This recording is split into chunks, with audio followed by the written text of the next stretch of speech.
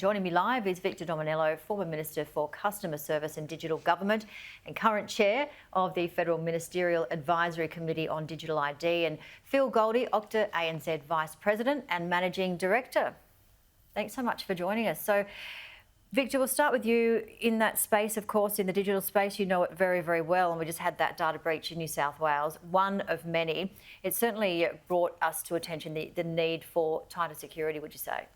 Yeah, well, using paper and plastic credentials that were designed for the last century in a digital age is clearly not fit for purpose.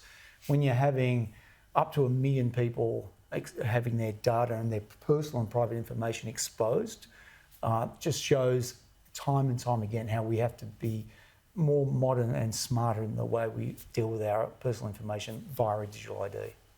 And Phil, what are your thoughts? You know, it's about trust, it's about security, and it's growing and growing the more we use online.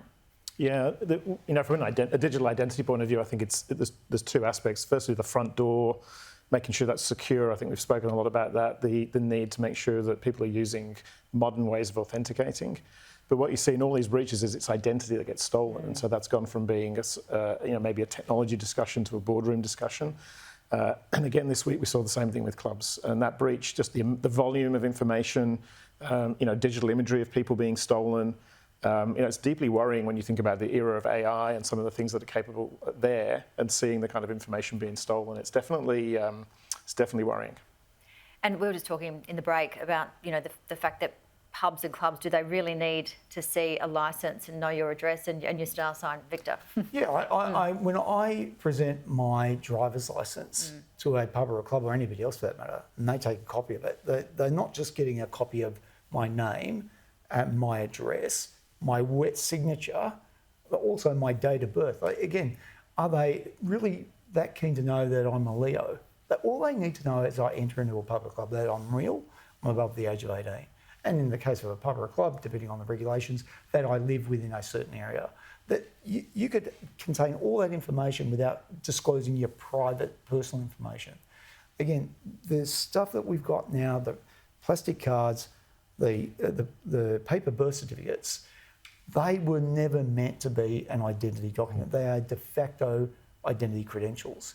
What we need to build is a true digital identity that preserves all the privacy or protects all the privacy in all these sub-credentials. And I mean, looking at a record election year this year was 4 billion people, 70 countries voting. There's that big question, isn't there, on trust, misinformation. I mean, that's election alone, let alone what you're talking about too, Phil. Yeah, I think it is a landmark year in terms of that. It's the biggest set of elections globally. And so this notion of trust and who you can trust, I think, is obviously front and centre.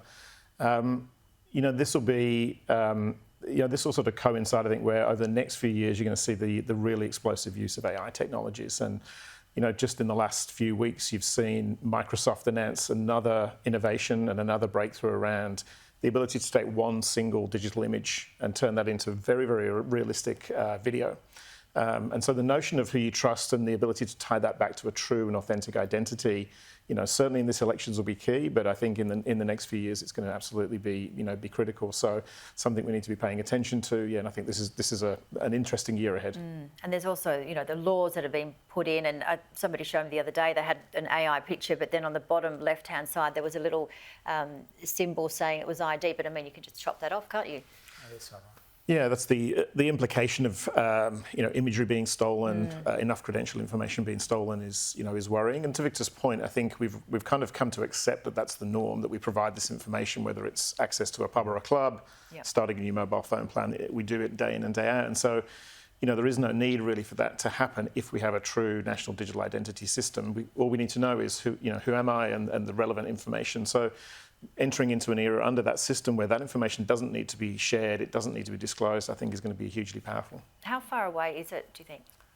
Well, they passed the bill in the Senate recently, and so it's now a question of going down to the House of Reps, and hopefully that will happen in the months ahead. And subject to it passing and becoming law, then the government's indicated that they will try and get pretty much the ecosystem in play for the next 2 years. But it's not just about who. The who's a very critical part of this. Yep. It's also about the what. Like, what are you entitled to do? And then the why. Why should I trust you? Are you looking after my privacy? Are you looking after my security? You know, so because think about a driver's license, that's trying to do two things at once. It's trying to say, yes, we show you who you are, but also what you can do. Because ultimately, a driver's license is an authority or a permission to drive. You know, we should say, no, an ID doesn't give away all that personal information.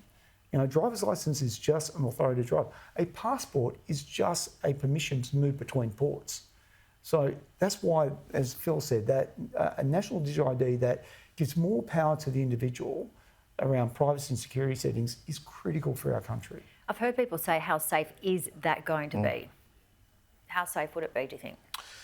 Well, a core part of the safety is just removing the need to move information about. You know, the minute we can move to a system where private entities, whether it's things like pubs and clubs in New South Wales or the banks or any kind of industry, don't have to store that information, that's a fundamentally significant step forward. So from an overall security point of view, that will have a huge impact.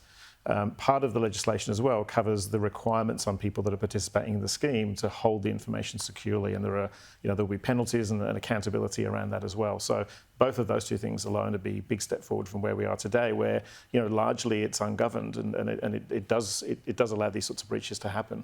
What are we learning from overseas? Well, the same issue. In many ways, Australia's got an opportunity to really protect the citizens by moving forward in this space. Again, here's another graphic example. If you're a renter and you're looking to rent a house, you're not going to strike it lucky the first time. You probably need to go to multiple real estate agents and every time hand over copies of your driver's license and your passport, etc., etc. As Phil said, that's more and more of your personal information being exposed to potentially the dark web if there's a breach. That is not fit for purpose in the 21st century. Yeah, and you're looking at, they're looking at laws. Macquarie Bank, they're, wanting to go cashless, and I can't even take, cash to a school. You've got to go through one of their, outlets and so forth. So like so many different things you're getting online, and the criminals are getting so much more sophisticated as well.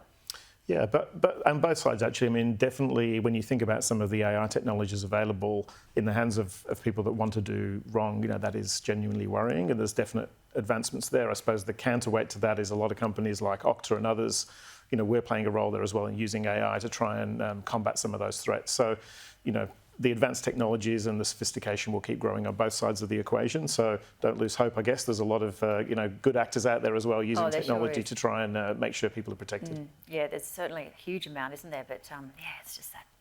Well, that's the irony. We're in an ID arms race in many ways, but at the moment, the crooks have got the advantage because they are using digital and we're using paper and plastic.